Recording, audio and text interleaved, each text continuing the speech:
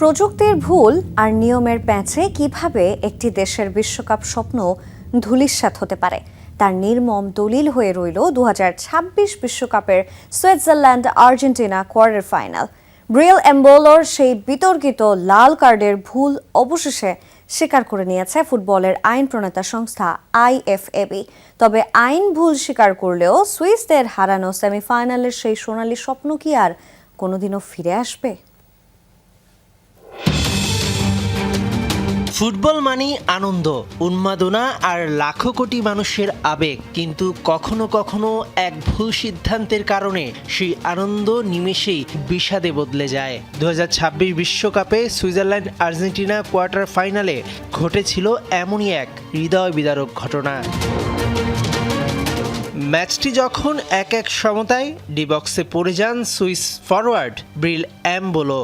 Referee প্রথমে foul ধরে আর্জেন্টিনার খেলোয়াড়কে কার্ড দিলেও ভিএআরের হস্তক্ষেপে পুরো দৃশ্য পাল্টে যায়।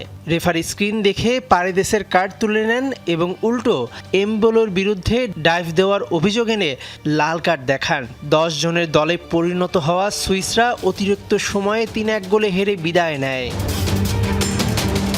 দীর্ঘ নীরবতার পর ফুটবলের নিয়ম তৈরি করা সংস্থা আইএফএবি বড় এক ভুল স্বীকার করেছে। আইএফএবি স্পষ্ট জানিয়েছে, ভিএআরের ভুল পরিচয় নিয়মটি শুধু ভুল খেলোয়াড়কে চিহ্নিত করার জন্য। ফাউল থেকে সরাসরি ডাইভ বা সিমুলেশনের মতো বিষয়গুলো বদলানোর জন্য এই নিয়ম ব্যবহারের কোনো সুযোগ নেই। অর্থাৎ এমবোলোর সেই লাল কার্ডটি পাওয়ার কথাই ছিল না। যদিও ফিফা দাবি করেছিল এটি ন্যায় বিচার ছিল, তবে আইন বলছে প্রক্রিয়াটি সম্পূর্ণ ভুল।